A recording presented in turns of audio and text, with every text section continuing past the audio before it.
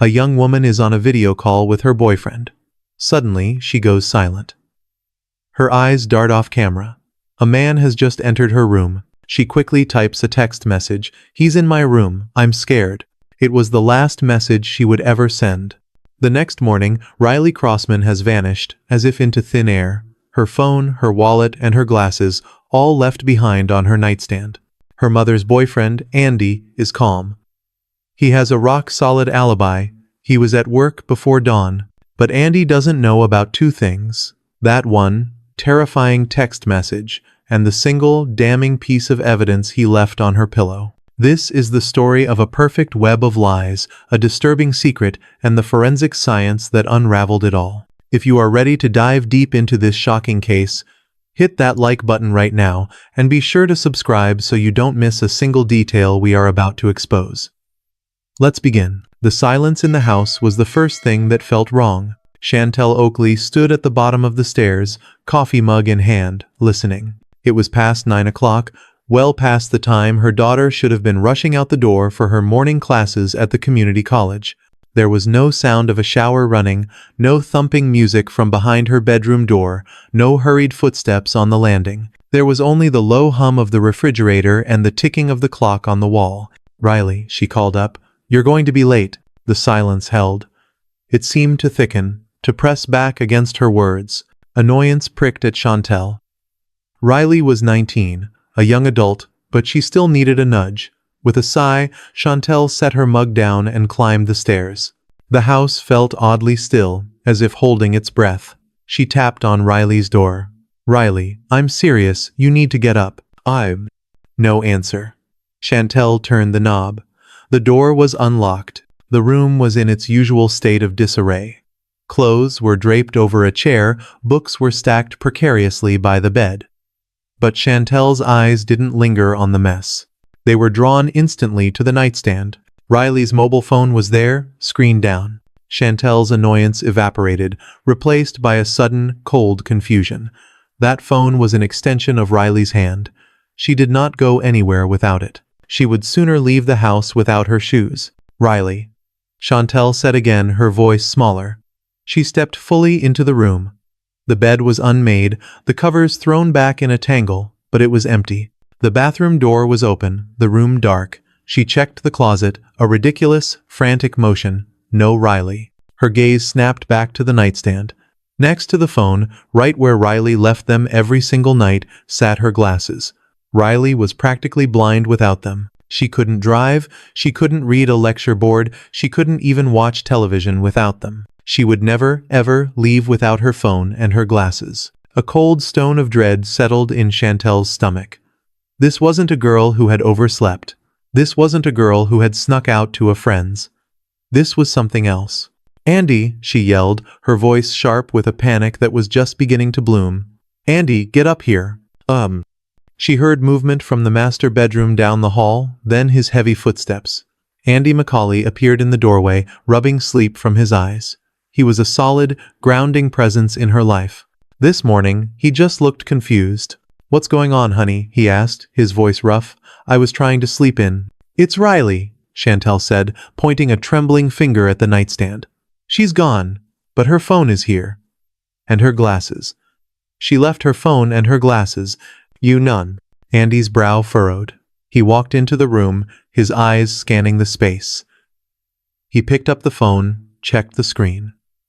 "Battery's full," he observed. He looked under the bed, a slow, methodical action. "She's not here." "I know she's not here." Chantel was starting to hyperventilate. "That's what I'm telling you. She's gone, Andy. She wouldn't leave without these things." Okay, calm down," Andy said, holding up his hands. He had that placid, almost too calm way about him that usually soothed her nerves. Now, it felt like gasoline on her fear. "Let's not jump to the worst-case scenario. She's 19. Maybe she got a ride with a friend early and just forgot them. Maybe she stayed at someone's place last night and never even came home." "She would have called," Chantel insisted, already pulling out her own phone. "She would have texted. She always texts." She frantically dialed Riley's number. A moment later, the phone on the nightstand vibrated. A dull, angry buzz on the wood. The sound made Chantel want to scream. "See?" Andy said, though his voice had lost a fraction of its certainty. "Let's just wait. She'll probably walk through the door in an hour, complaining about a headache, and we'll all feel foolish." "No." Chantel was shaking her head, her mind racing. "No, she was here last night. I heard her come in around 11. We talked. She said she was tired." "So, she was here," Andy said, nodding slowly. "That's good. We know she was here." "How is that good?" Chantel cried. "She was here, and now she's not, and her life is on that nightstand." "Something is wrong, Andy. I can feel it." Andy sighed, running a hand through his uncombed hair. He looked like a man trying to solve a practical problem, like a leaky faucet or a broken shelf. "Okay, Chantel. What do you want to do? We can call her friends." "Unsend." "I am," she said, her fingers flying across the screen, texting Hayden, Riley's boyfriend, texting her two best friends from class. The replies, when they came, were all the same. "No, I haven't seen her. Is she okay?"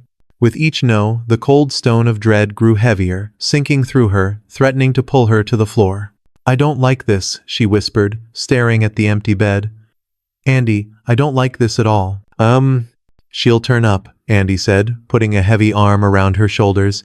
He felt warm, solid, and completely unhelpful. "She's a smart kid. She's fine. You're working yourself up for nothing."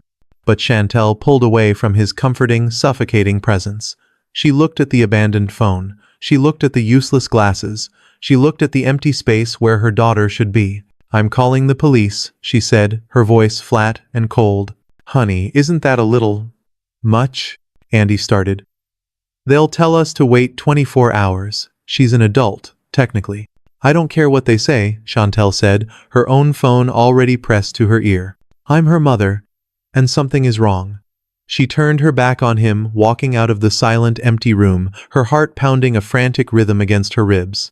"Yes, I need to report a missing person. My daughter. She's 19. It took less than 20 minutes for the patrol car to arrive, a span of time that felt like 4 hours to Chantel. Two uniformed officers, a man and a woman, stepped into the foyer. They carried with them an air of procedural calm that did nothing to soothe the frantic energy thrumming under Chantel's skin. "Her phone is here," Chantel said, before they had even fully introduced themselves. "And her glasses. She's 19. Her name is Riley. She wouldn't leave without them. She was here last night. I talked to her." "Okay, ma'am," the senior officer, Miller, said gently. His voice was deep, meant to pacify. "Why don't you show us her room?" Andy, who had been standing silently by the kitchen archway, stepped forward. "It's just up the stairs. I'm Andy, Chantel's boyfriend. We've looked, but, you know." He gestured for them to follow. The officers walked up the stairs, Chantel and Andy trailing them. The messy bedroom, which just an hour ago had seemed normal, now felt like a violation. It was too quiet, too still. "You're right," the second officer, Chen, said, her voice sharp and observant. She was younger than Miller, and her eyes missed nothing. She stood at the threshold, not entering, just looking. "Phone, glasses. I see a wallet on the dresser. Her car keys are on the hook by her door." "See?" Chantel's voice was thin. "She can't drive. She can't see. She can't call anyone. She didn't run away." "We haven't suggested she did, ma'am," Officer Miller said. He stepped into the room, his gaze sweeping. "We're just gathering the facts. Officer Chen, start the log." Chen nodded and began noting the items, her movements precise. Miller, meanwhile, walked toward the unmade bed. The tangled comforter was bunched near the footboard. He looked at the sheets, then paused.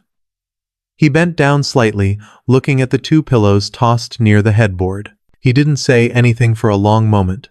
"Sir?" Chen prompted. Miller motioned her over. He pointed, not with his hand, but with a curt nod of his head. "That pillow? The one on the left." Chantel pushed past Andy to see. "What? What is it?" One pillow looked fine. The other, half hidden under the top one, was wrong. It was darker. There was a large, damp-looking patch on the white cotton case, a deep discoloration that had soaked through. It was not a shadow, it was a stain. A profound coldness washed over Chantel, colder than her initial fear. It was a deep, bodily chill. Officer Miller's entire demeanor shifted. The gentle, pacifying tone was gone. He was all business.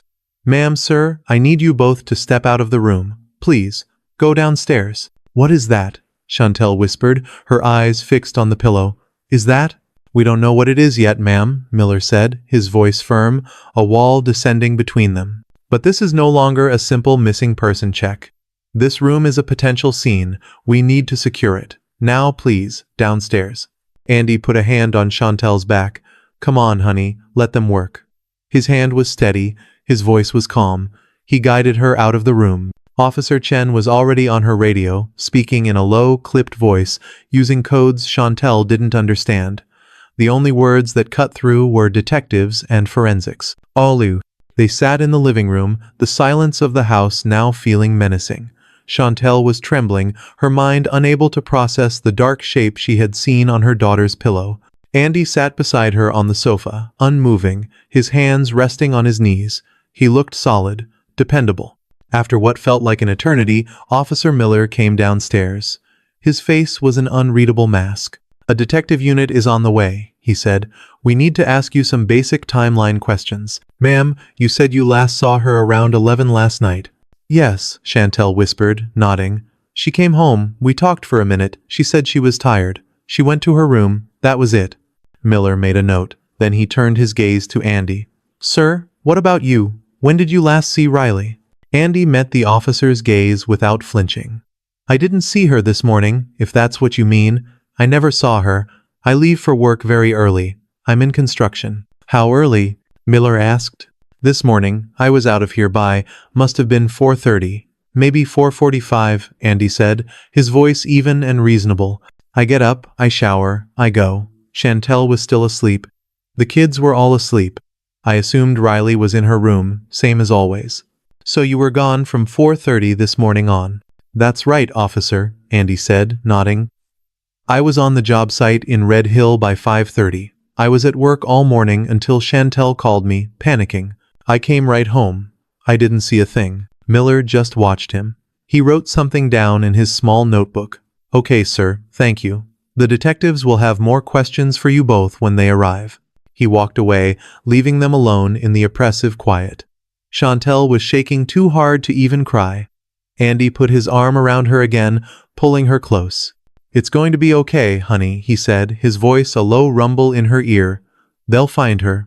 I'm sure there's a simple explanation for all of this." Chantel wanted to believe him, but all she could see was the dark, awful stain on the pillow and the cold, professional look in the officer's eyes. Detective Miles Kincaid arrived with his partner, a younger, sharper detective named Russo. The patrol uniforms deferred immediately. Kincaid had a brief, low-voiced conversation with Officer Miller, who motioned toward the living room and then back toward the stairs. Kincaid absorbed the information with a grim stillness. He left the forensics team to begin their meticulous, quiet work in the upstairs bedroom and turned his attention to the living room. Chantel Oakley was sitting on the edge of the sofa, her hands twisted together in her lap, her face pale. The man beside her, Andy Macaulay, was in stark contrast. He sat back, his arms resting on his knees, a picture of solid, almost unnerving, calm. Kincaid filed that observation away. "Mrs. Oakley, I'm Detective Kincaid. This is Detective Russo," he said, his voice a quiet authority that cut through the strained air. "We need to understand Riley's circle. We need a list of her closest friends, anyone she might have contacted, anywhere she might have gone." Chantel recited a few names, her voice barely a whisper, her gaze distant. "Her best friend is Chloe, and she works with a girl named Maria, but mostly she talks to Hayden." "Hayden," Russo prompted. "He's her boyfriend," Chantel said. "They're very serious, both 19. He's a good kid." "We need his number, ma'am," Kincaid said. Chantel gave it to them. Kincaid nodded to Russo, who stepped into the comparative privacy of the entryway to make the call. Kincaid stayed in the living room, his presence a heavy weight. "Mr. Macaulay," Kincaid said, turning his attention to the boyfriend, "Officer Miller said you left for work early, around 4:30. "All no." "That's right, detective," Andy said, his voice even. "I was out the door before 4:45. I never saw or heard a thing." From the entryway, Kincaid heard Russo's side of the conversation. "Is this Hayden?" Yes, this is Detective Russo. I'm at Riley Crossman's home. No, she is not. We need you to come to the station. Yes, it is about Riley. We need to speak with you in person. A pause. We'll explain what we can when you get here. We're trying to find her.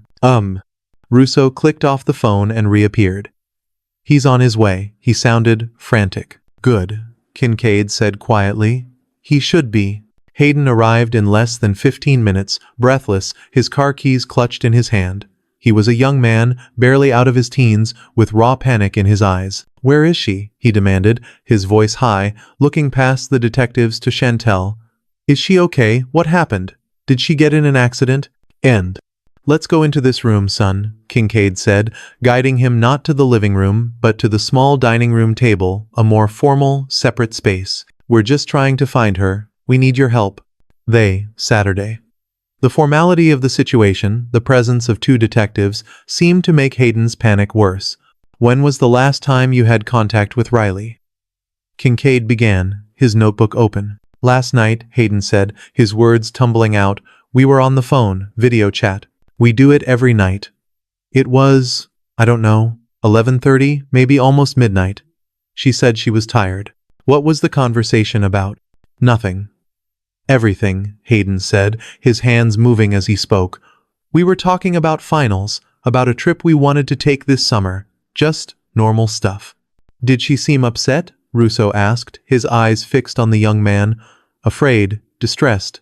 Hayden paused, thinking, no, just tired. She said goodnight. I told her I'd text her this morning. He looked down, his voice catching. I did text her, 3 times. The first one was at 8. She never replied.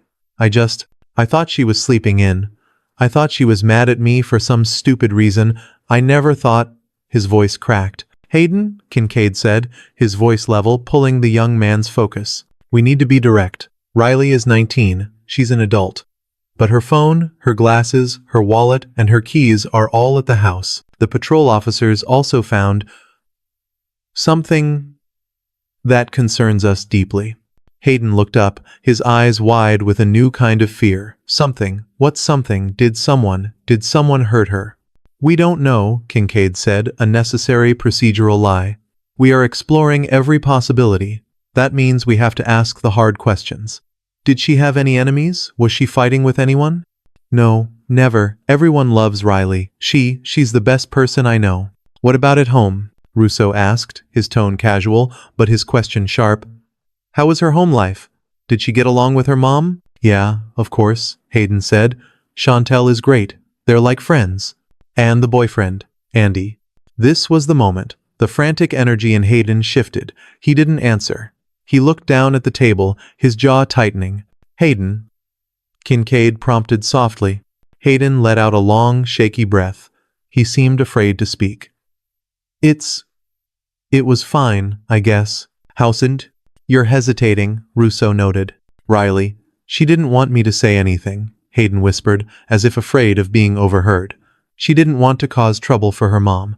She said her mom was finally happy, you know. Say what, Hayden? Kincaid pressed, leaning forward. What was going on? It's just him. Andy. Kincaid and Russo exchanged a brief, imperceptible glance. What about Andy? She didn't like him, Hayden said, the words finally coming out in a rush. She hated him. But she was scared to say it. Not scared of him, not like he was going to hit her. Just uncomfortable. Uncomfortable how? He was just weird, Hayden said, struggling to find the right words. He watched her. Too much. All the time. She told me it made her skin crawl. She'd be in the kitchen getting water, and he'd just be standing in the doorway. Not saying anything, just looking. Did she ever say he threatened her? Kincaid kept his voice low, almost gentle. Or inappropriate contact. No, God no. If he had, I swear I would have. Hayden clenched his fists. It wasn't like that. It was. I don't know. Quieter. She told me she started locking her bedroom door, even if she was just in there reading, because he would just walk in. He'd just open the door without knocking, saying he was looking for her mom or the dog or something, but he'd just stare. She used a word, Hayden said, his eyes meeting Kincaid's. She said he was heavy, like his presence. She said she felt like she couldn't breathe right when he was in the same room. And he was here last night? Kincaid asked. Yes, Hayden said, his voice bleak. He's always here. Detective Kincaid's eyes never left Hayden's face. The young man was clearly holding something back, not out of deception, but out of a confused, misplaced sense of loyalty to Riley's desire for privacy. Hayden, I need you to listen to me very carefully, Kincaid said, his voice low and urgent, stripping away all pretense of a casual conversation. You said she was uncomfortable. You said she felt he was heavy. Those are strong words. We are long past the point of protecting Riley from causing trouble for her mother. We are trying to find her. The information you have, no matter how small you think it is, could be the key. Olive. Hayden's agitated energy collapsed into a visible, trembling guilt. He looked down at his own phone, which he was still clutching in his hand. I shouldn't have. I should have done something. Done what? Russo asked, sensing a break. Last night. On the video chat, Hayden said, his voice cracking. He stared at his phone's dark screen as if it held the answers. I said it was normal. It wasn't. Not at the very end. Kincaid leaned forward, his focus absolute. Tell us, exactly, what happened at the end. We were talking, like I said, Hayden began, his thumb swiping open his phone, his fingers moving to his message history. She was laughing about a professor. And then, she got quiet. Suddenly. Quiet how? She was in her bed, propped up on her pillows. Her phone was angled, you know. And she looked away. Off camera. Her eyes got wide. Not terrified, just alert. Aware. Like someone had just walked into the room. Did she say someone was there? Odd. No, Hayden whispered. That's the thing, she didn't say anything. Her face was still on my screen, but she wasn't looking at me anymore. She was looking at something, at someone, in her room. And then, my phone buzzed. He held the device out, turning it so the detectives could see. She started texting me. While we were still on the video chat.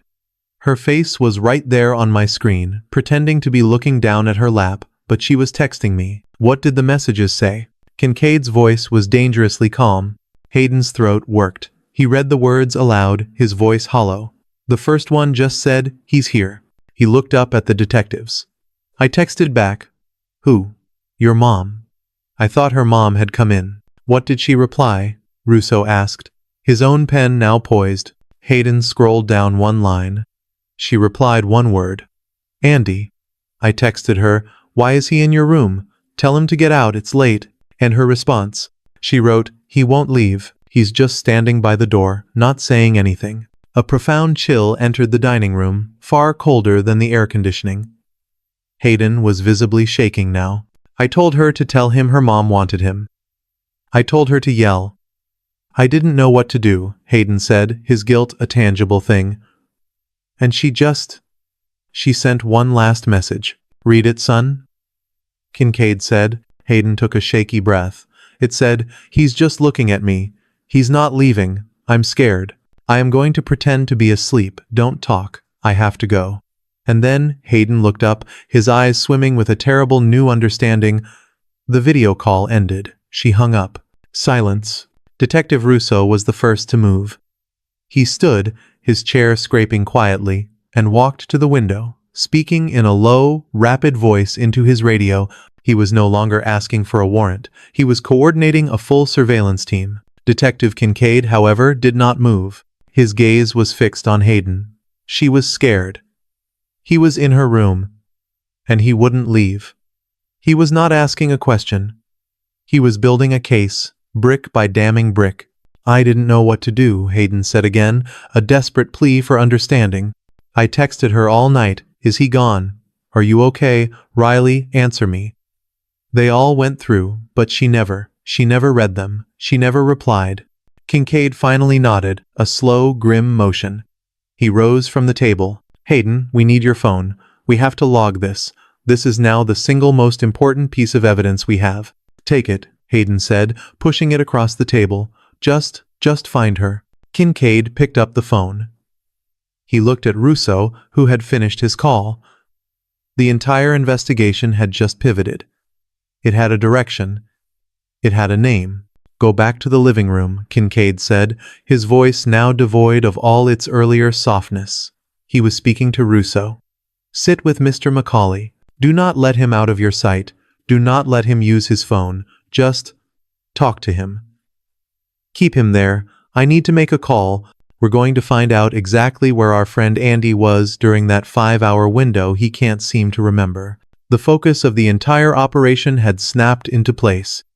It was no longer a search. It was a hunt. While Detective Russo played the part of the friendly, bored cop in the living room, making idle conversation with a man who was now the center of a laser-focused investigation, Detective Kincaid was in his unmarked car, driving. He had one goal: to find the man named Johnny, Andy's work partner. Kincaid was methodical. He did not speed. He used his department-issued phone to call the construction company's main office. He badged the payroll manager over the phone, his voice a flat, non-negotiable authority. He confirmed Andrew Macaulay's assignment, the Red Hill site. He confirmed his work partner, Johnny Velez. He got Johnny's mobile number. He called Johnny.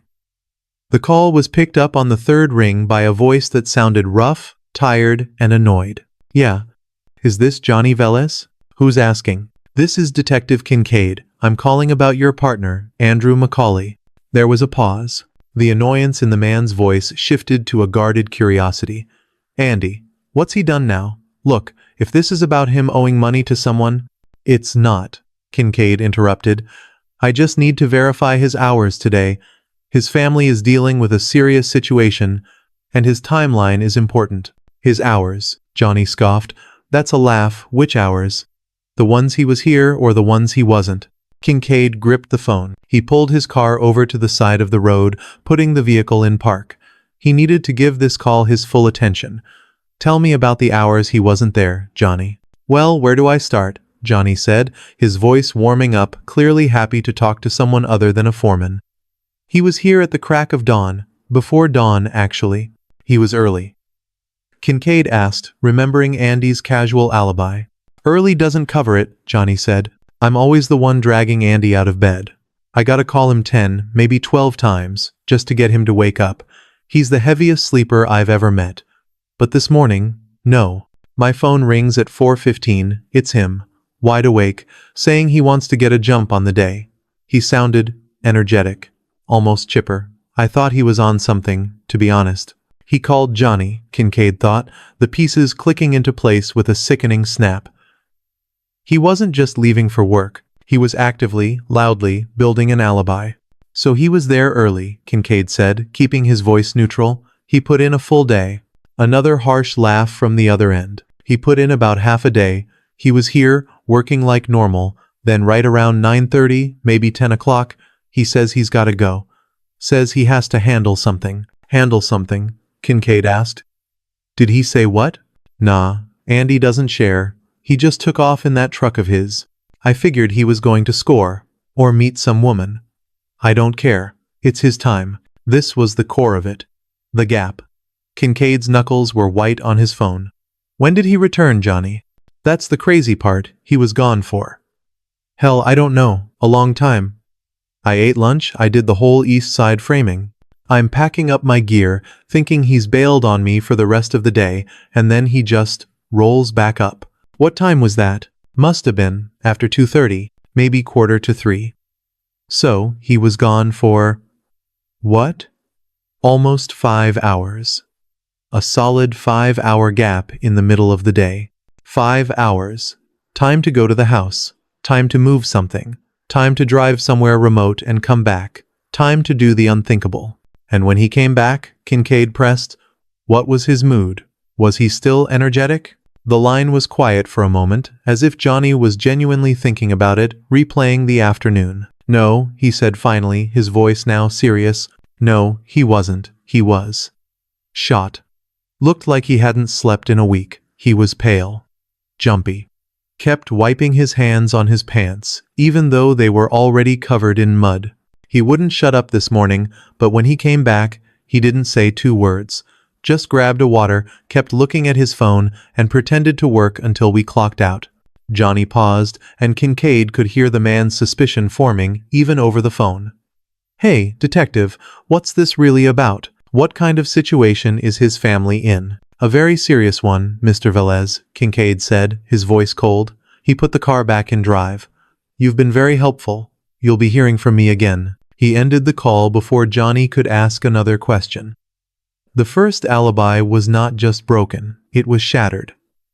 Andy Macaulay had lied about being at work. He had, in fact, meticulously created a 5-hour window of unaccounted for time, and he had done it by acting completely out of character. Kincaid turned his car around. It was time to go back to the house. It was time to start the first interview. Detective Kincaid and Detective Russo brought Andy Macaulay to the station. The transition from the worried boyfriend in the living room to the subject of an interview was swift, but Andy seemed to navigate it with an unnerving, almost bored patience. He had been separated from Chantel, who was giving her own statement in a different room. They sat in a small, plain room. Kincaid began, his voice neutral, a blank slate. Mr. Macaulay, we appreciate you coming in. We just need to formalize the timeline you gave us earlier. We do this in every case. Andy leaned back in his chair, crossing his arms. He looked like a man waiting for a bus, not a person in the center of a crisis. Yeah, no problem. Whatever you need. Like I said, I was up early. Left the house around 4:30, maybe closer to 4:45, headed straight to the job. And the job was where? Kincaid asked, his pen hovering over a new page. Red Hill, Andy said, the answer coming without a flicker of hesitation. We're doing a framing job on a new build. Me and my partner, Johnny. We were there all morning. Kincaid let the answer hang in the air for a beat. He didn't write anything down. We're less interested in your morning right now, Mr. Macaulay. We're more interested in last night. Andy uncrossed his arms, his posture shifting slightly.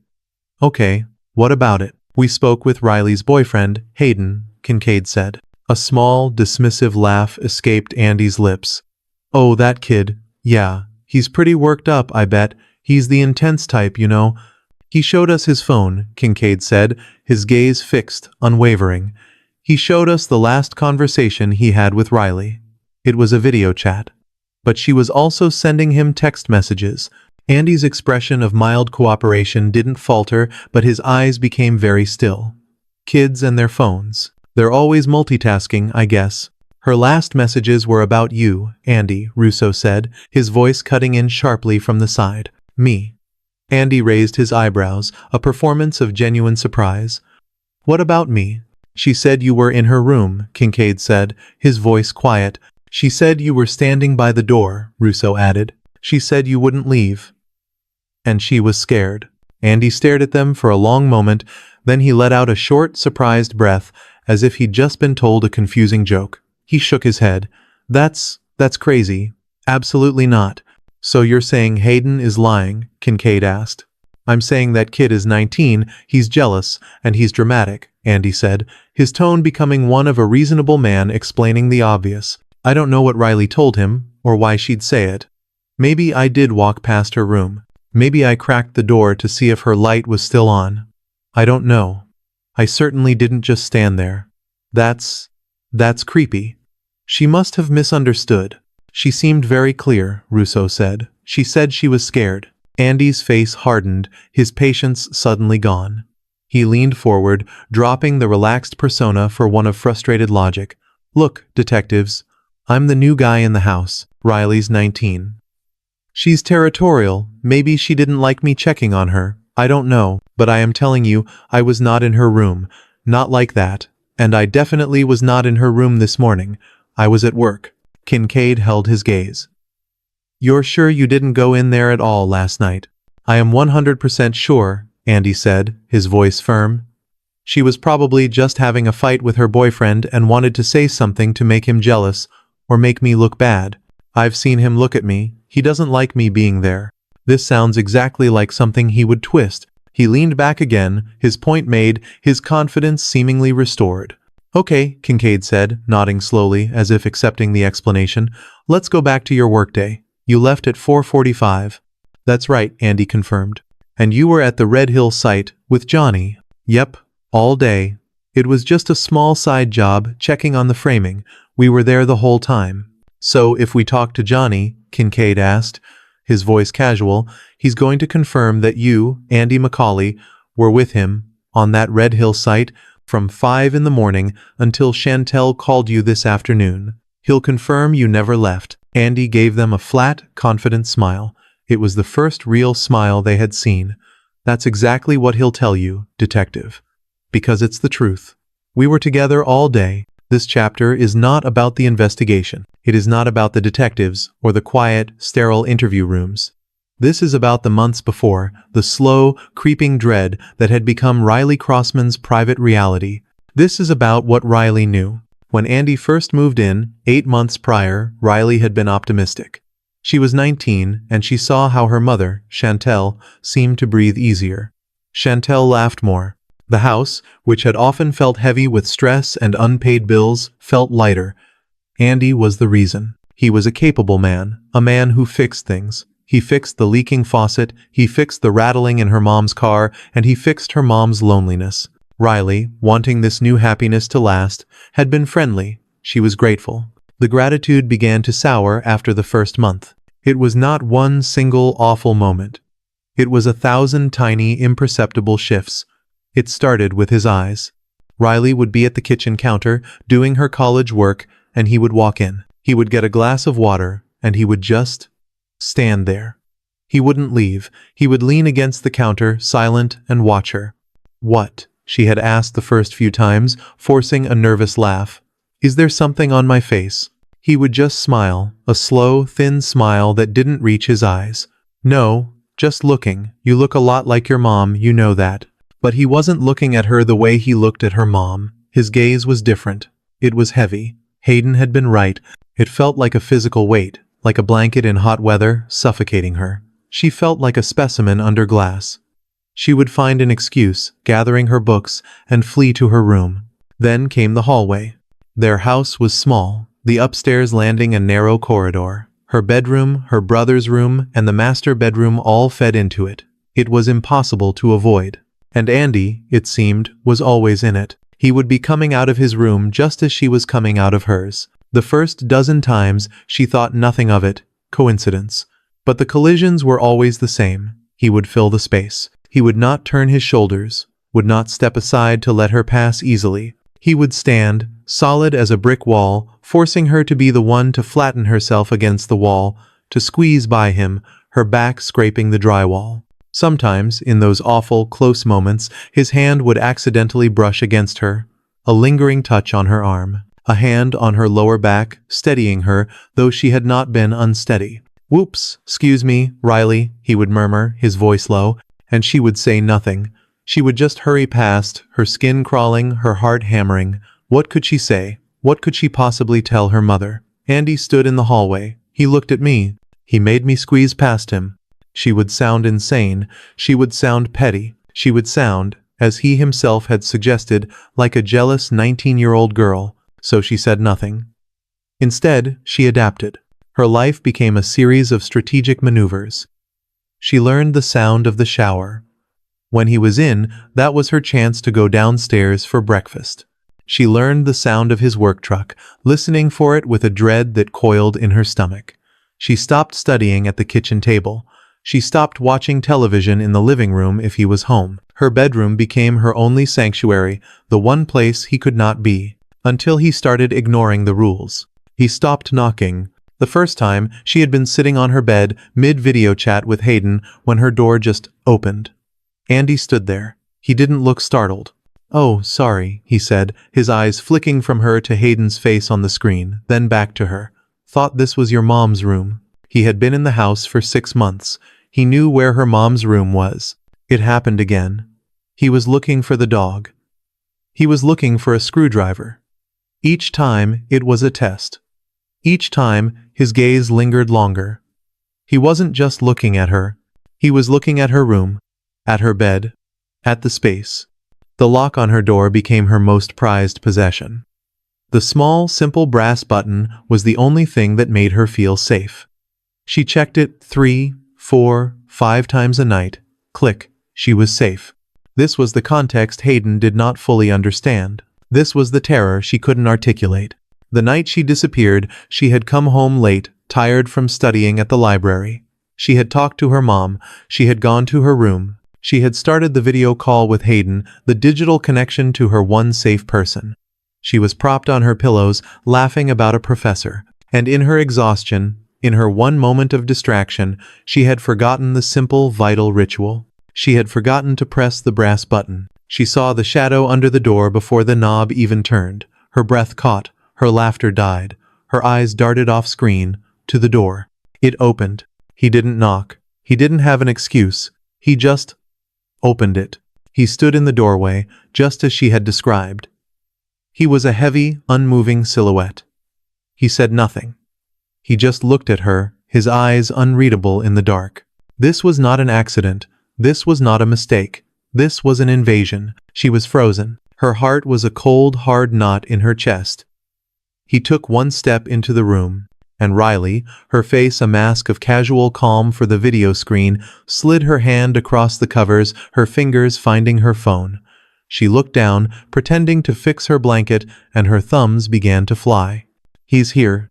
Detective Kincaid sat in the same chair, in the same room. Andy Macaulay sat opposite him.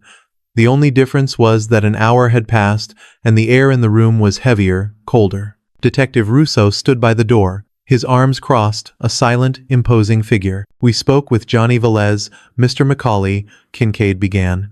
He did not consult his notes. His eyes were locked on Andy. Andy, who had been maintaining his posture of bored patience, stiffened. It was a minuscule movement, a slight tightening of his shoulders, but Kincaid saw it. "Good," Andy said, his voice a little too quick. "So he told you, we were there all day." "No," Kincaid said, his voice flat. "That is not what he told us." Andy's mask of calm did not crack, but his eyes darted to Russo, then back to Kincaid. He was calculating. "I don't know what you mean. Johnny's... He can get confused. He's not the sharpest." "He seemed very sharp to us," Russo's voice boomed from the corner, making Andy flinch. "He was very clear. He said you showed up unusually early, acting strange. He said you disappeared at 9:30 in the morning and didn't come back for almost 5 hours. The color drained from Andy's face. The confident, reasonable man was gone, replaced by someone pale and cornered. He shook his head, a gesture that was meant to be a denial but looked more like a tremor. "No, he's wrong. He's lying." "I was there," Andy insisted, but his voice had lost its foundation. It was thin. "No, Mr. Macaulay. You're lying," Kincaid said, his voice dropping, becoming hard. "You lied to us about being at Red Hill. You lied about being with Johnny. That is a fact. The only question I have is why." Kincaid leaned forward, his hands flat on the table. "A 19-year-old girl is missing. Her phone is in her room. Her glasses are in her room. We have evidence of a struggle in her bed. Her boyfriend says she was terrified of you just moments before she vanished. And you, the only other adult male in the house, lied to us about your whereabouts. You lied about a 5-hour window of time. This is your one and only opportunity to start telling the truth." "Oak." Andy stared at the table. He was breathing heavily through his nose. The silence in the room was absolute, broken only by the hum of a ventilation fan. He looked like a man on a cliff, his footing crumbling. He looked up, his eyes were different. The calculation was gone, replaced by a desperate, performed sincerity. He looked ashamed. "Okay," he whispered. "Okay, you're right. I lied." Kincaid and Russo exchanged a glance. "Here it comes." "I wasn't at Red Hill," Andy said, his voice gaining a bit of strength, as if in confession. "I left Johnny. I did. I left him at the site." "Where did you go?" Kincaid asked, his voice still hard. Andy wouldn't meet his eyes. He focused on his own hands, twisting them on the table. God, this is going to sound bad. This is going to destroy Chantel." "Where did you go, Andy?" "I have a problem," Andy said, the words a carefully rehearsed admission. A weakness I use, sometimes. Illicit substances." He finally looked up, his gaze pleading. "I'm not a bad guy. I work hard. But I get a craving. I'm an addict, okay? That's my big, awful secret." Kincaid's face remained impassive. "You left work to buy drugs?" "Yes," Andy said, grabbing onto the word. "Yes, I had to. I was getting sick. I needed a fix. I've been trying to hide it from Chantel, from everyone. I couldn't let Johnny know. I couldn't let my boss know. I'd lose my job. I'd lose her. Abu? So you took off for 5 hours? Russo asked from the corner, his voice dripping with skepticism. To buy drugs, that's a long time. It's not that simple, Andy said, his voice rising in frustration.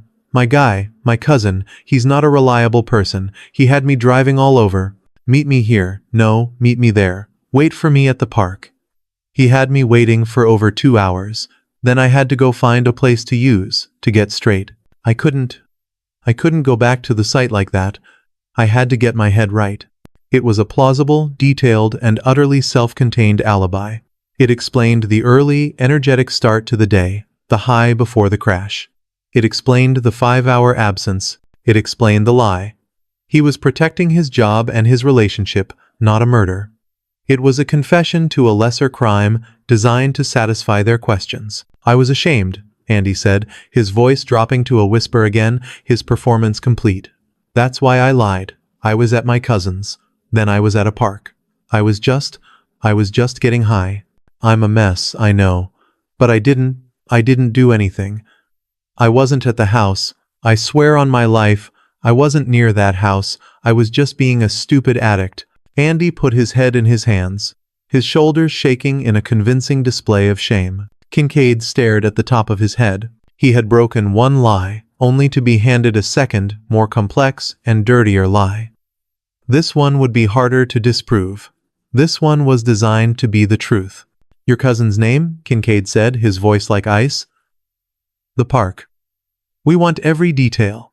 Detective Kincaid let Andy Macaulay sit in his new, carefully constructed story. He let him stew in the interview room with a fresh cup of bad coffee, letting the man believe his confession of a lesser crime had been accepted. Then Kincaid and Russo stepped out. He's good, Russo said, his voice a low growl of frustration as they stood in the hallway. It's a perfect, dirty little story. It explains the 5-hour gap. It explains the lies. It gives him a motive for deception that has nothing to do with a missing girl. How do we break it? This cousin of his probably doesn't exist, or if he does, he's not going to talk to us. He's not good, Kincaid said, his eyes cold. He's desperate. His story has a flaw. It's built on a foundation of need. He needed to leave. He needed to get high. He was sick, craving, desperate. That's the entire premise. So, Russo asked. So, Kincaid said, we go back to the one person who can tell us if that premise is true. We go back to Johnny Velez. They found Johnny at the worksite packing up his tools for the day. He was not happy to see them. His face soured when their car pulled up, kicking up dust. Again, I told you everything I know, Johnny said, not bothering to stop his work. He tossed a hammer into his truck bed. You did. You were very helpful, Kincaid said, his voice disarmingly pleasant.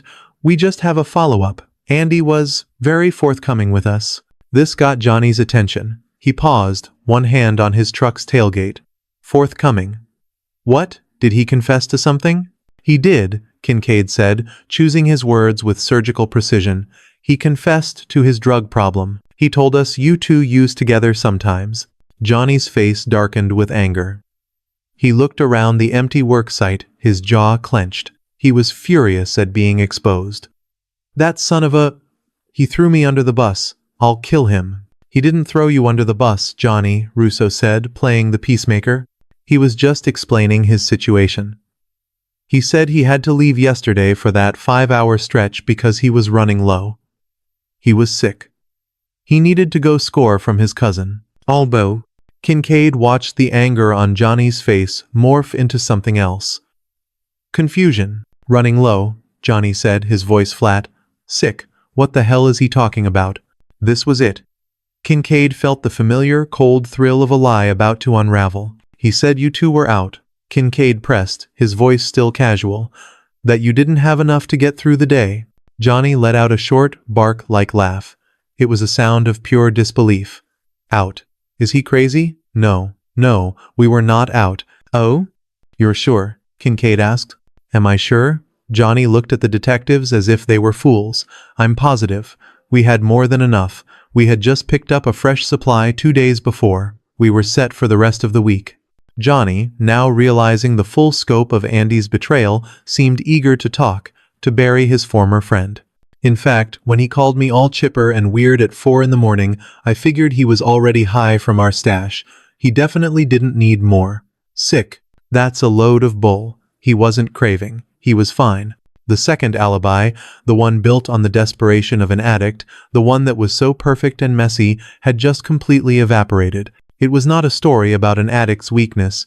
It was another calculated fabrication. So, just to be 100% clear, Mr. Velez, Kincaid said, his voice now a pure, cold formality. There was absolutely no reason, from a supply standpoint, for Andrew McCauley to leave this site for 5 hours to go and acquire more drugs. Absolutely not, Johnny said, his face hard.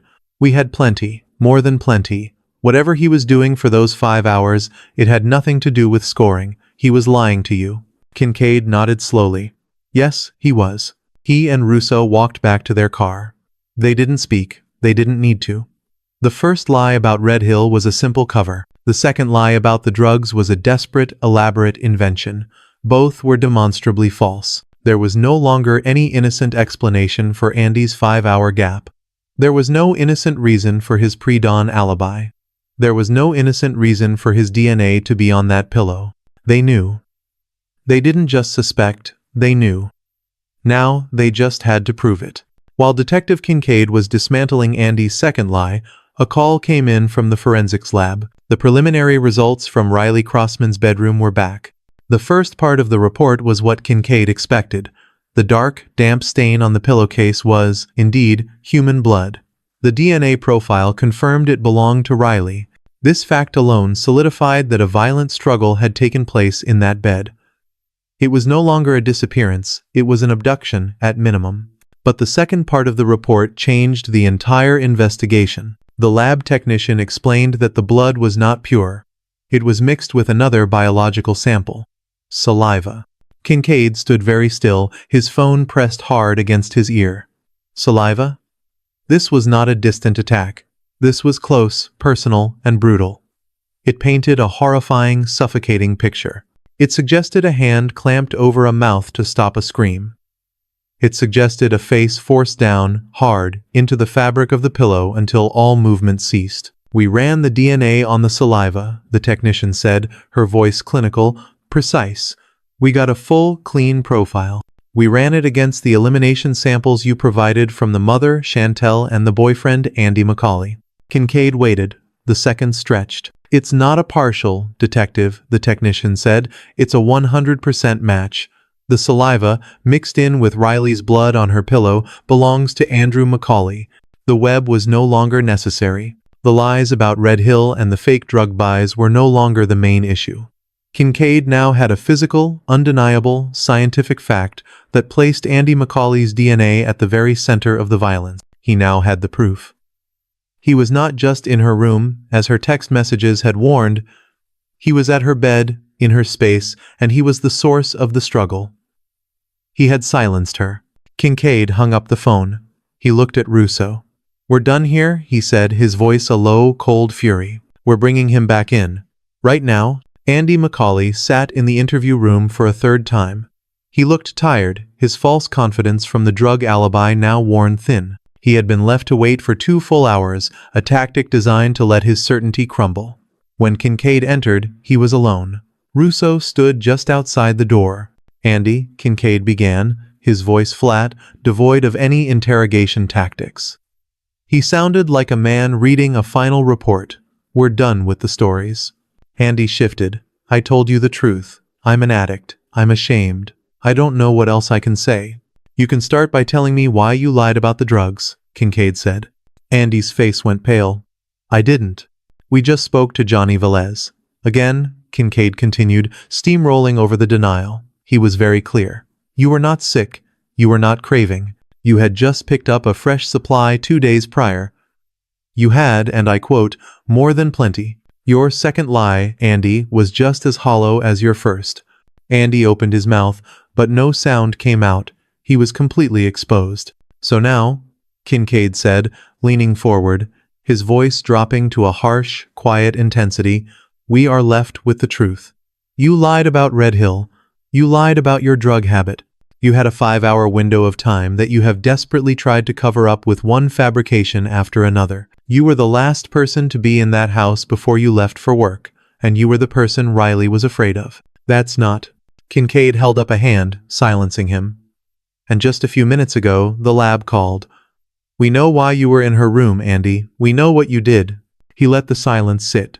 "We found your DNA," Kincaid said. "We found your saliva mixed with Riley's blood on her pillow. The pillow she was sleeping on. The one she was found next to." Andy's entire body seemed to deflate. The blood drained from his face, leaving him a ghastly shade of gray. His eyes, which had been calculating and defiant, were now just to empty. He had no more moves. He had no more stories. "You were there," Kincaid stated. "You were in her room, just like she texted. You struggled with her. You silenced her. You forced her face into that pillow until she stopped fighting. That's the truth, isn't it?" Andy McCauley stared at the table. He was trembling, a fine, low tremor in his hands. He looked up, his eyes wide and vacant. "That's crazy," he whispered.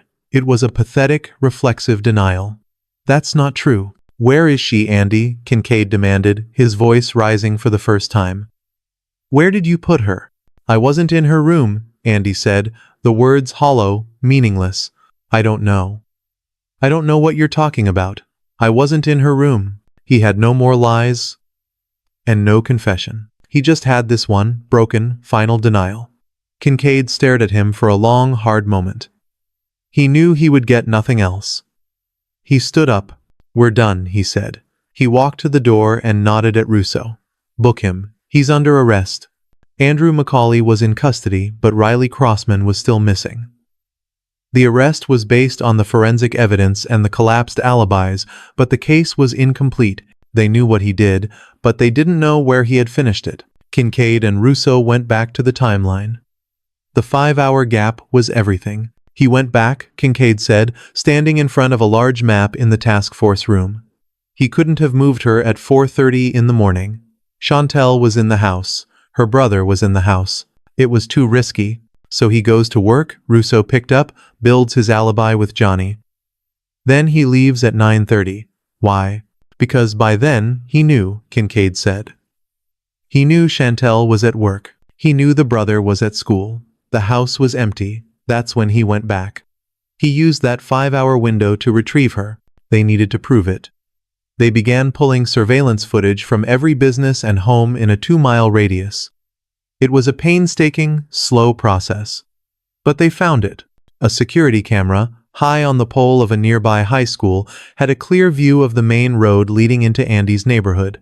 At 9:47 in the morning, Andy's dark work truck was recorded turning onto his street. At 10:19, just over 30 minutes later, the same truck was recorded, leaving the street, turning north, and heading toward the highway. "He was there," Russo said, pointing at the screen. "He was in the house, alone, for 32 minutes, just long enough to do the awful work." They began tracking the truck's movements. He didn't go back to the Red Hill site. He didn't go to his imaginary cousins. He drove north, toward the mountains, into a remote, heavily wooded state park area. He was gone for 3.5 hours. At 2:45 in the afternoon, the same camera caught his truck returning, heading back toward the construction site, where he would later reappear, pale and jumpy, as Johnny had described. The eye in the sky had given them his entire day. It had given them the house, and it had given them the mountains. They now knew where to look. The search area was vast, tens of thousands of acres of dense woodland. But Kincaid now had a highway exit and a specific time frame. He called in every resource, state police, search and rescue teams, and, most importantly, the canine units. For 2 days, they scoured the remote logging roads and hiking trails where Andy's truck had been tracked. The mood was grim. Every officer knew they were no longer looking for a missing person. They were on a recovery mission. On the 3rd day, a canine unit, specialized in human remains, gave a strong, definitive signal. The dog pulled its handler off a little-used trail, deep into a ravine, to a place no one would ever walk by accident. It was there, under a hastily assembled pile of brush and discarded construction debris that they found her. Riley Crossman's body was recovered. The discovery was heartbreaking, a tragic end to the desperate search. But it was also the turning point. The case was now, officially, a homicide. And the location of her body would provide the final, irrefutable evidence against the man who put her there. The forensic team processed the ravine with meticulous care. They knew Andy had been there, but they needed to physically link him to the specific spot. They found two things. First, scattered on the ground near the body, they discovered several unique, industrial-looking screws. They were a specific type, not something one would normally find in the woods. Second, the forensic sweep of Riley's body and the blanket she was wrapped in revealed trace particles of a white, chalky substance. It was immediately identified as drywall compound, or mud. Kincaid and Russo already had Andy's truck, which had been impounded upon his arrest. They executed a search warrant on the vehicle. In the truck bed, amid the clutter of tools and empty coffee cups, they found what they were looking for. In a small, rattling container in his toolbox, they found a box of the exact same specialized screws. And in the grooves of the truck bed, caked into the liner, were thick white patches of dried drywall mud, a perfect match to the particles found on Riley. The chain was complete. The evidence was absolute. The DNA on the pillow linked him to the moment of the murder. The collapsed alibis and the text messages proved his obsessive intent and deception. The security camera footage tracked his movements, showing he returned to the house to retrieve her. And now, the drywall mud and the unique screws physically linked his truck and him to the precise location where he had left her. There was nowhere left for him to hide. The trial of Andrew McCauley was not long. The prosecution had built an unassailable mountain of evidence. His defense attorney tried to argue that the case was purely circumstantial. They pointed to the fact that, due to the decomposition, a definitive cause of death could not be determined. They tried to suggest Riley's boyfriend, Hayden, could have been involved, or that there was no clear motive. But the prosecution dismantled them, piece by piece. They presented the jury with the two chilling text messages Riley sent in her final moments. They presented the two collapsed alibis, the lie about Red Hill and the lie about the drugs. They presented the irrefutable DNA, his saliva, mixed with her blood, on her pillow. They showed the jury the high school security footage of his truck returning to the empty house. And finally, they presented the drywall mud and the identical screws, tying him not just to the crime, but to the cold, calculated cover-up. The jury deliberated for about 4 hours, spread over 2 days. The verdict was read to a silent courtroom, guilty of murder in the first degree. At the sentencing, the judge spoke of the profound breach of trust, of the calculated and cold-hearted nature of the crime. He handed down the only sentence that fit the magnitude of the loss. Andrew McCauley was given 2 life sentences, one for each of the charges against him. He would serve them consecutively. He would never see the light of day as a free man ever again. Justice for Riley had been served. Thank you for following this case with us. We will see you again for the next story.